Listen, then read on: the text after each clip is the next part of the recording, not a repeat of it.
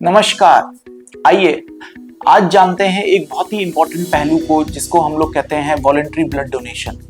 Voluntary blood donation के आपने बहुत सारे टीवी में एडवर्टीजमेंट्स देखे होंगे। अमिताभ बच्चन को ये प्रमोट करते हुए सुना होगा कि हमें रक्तदान करना चाहिए।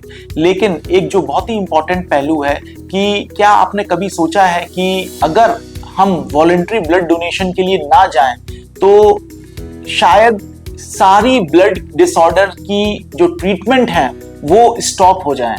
इतना इंपॉर्टेंट है वॉलंटरी ब्लड डोनेशन।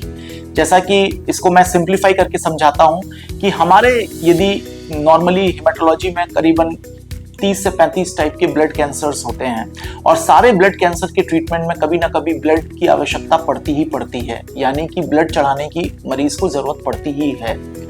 जितने भी हमारे देश में ब्लड बैंक हैं वो वॉलंटरी ब्लड डोनेशन के आधार पे ही चलते हैं, यानी कि क्योंकि ब्लड कोई सिंथेटिक दवा नहीं है, उसको बनाया नहीं जा सकता, तो वो रिप्लेसमेंट के बेसिस पे ही ब्लड बैंक अपने स्टोर्स को रिप्लेनिश करता है।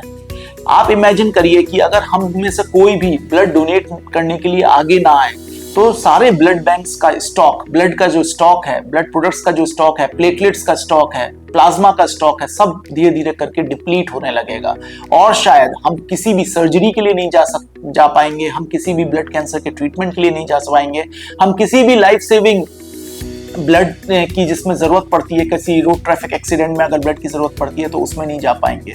तो आइए आज हम ये प्रॉमिस करते हैं कि हम वॉलंटरी ब्लड डोनेशन अवश्य करें। हर 3 महीने पे जो हमें सबको सामने आना चाहिए, ब्लड डोनेट करना चाहिए, क्योंकि ब्लड डोनेशन से ही हम एक नया जीवन दान दे रहे हैं। और इससे हमें ये नहीं सोचना चाहिए कि हम यदि डोनेट करेंगे तो हमारे अंदर कोई कमजोरी आएगी। इनफैक्ट एक बहुत ही अच्छी फीलिंग आती है कि आज हमने ब्लड डोनेट करके एक जने की जान बचाई।